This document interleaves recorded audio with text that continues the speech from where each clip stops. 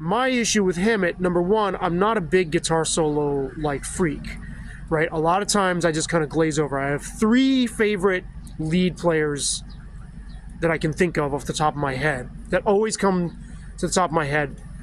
Well, actually 4, 5, 6. Now that there's a crop of lead players who always come to mind, whose solos I find very musical and very much in the song and very give the song a lift. That'd be Dean DeLeo of Stone Temple Pilots, Vernon Reid of Living Colour, Ace Frehley, Kiss. Even the solos he didn't play, I still love because they were trying to imitate his style. Jerry Cantrell of Alice in Chains.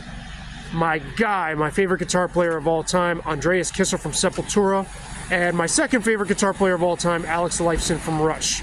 These guys, when they do a solo, it's very much a part of the song. I never felt that way about Kirk Hammett's guitar playing until recently. So I always kind of just like glazed over, or at least I thought I did, when I was listening to Metallica. And just to be clear, for all you easily triggered guitar nerds out there, those are not the only 6 guitar players whose leads I feel that way about. Those are the ones that come to mind first whenever I think about solos. Because lots of people are going to write and say, what about this person? How can you leave this person? How can you say that? Blah, blah, blah.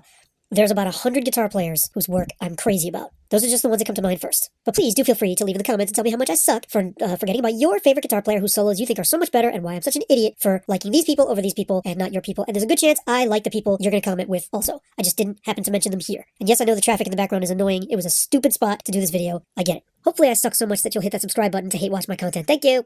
Also, he doesn't play any rhythms on their classic records, which to me is like, how can you even consider yourself a part of this thing if all you're doing is coming and sprinkling these leads on there?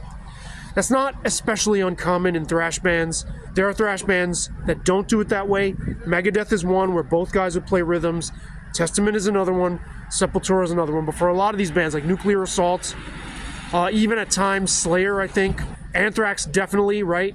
Dan Spitz is another one who I love his solos. Like, he's one of my favorite lead players ever, right?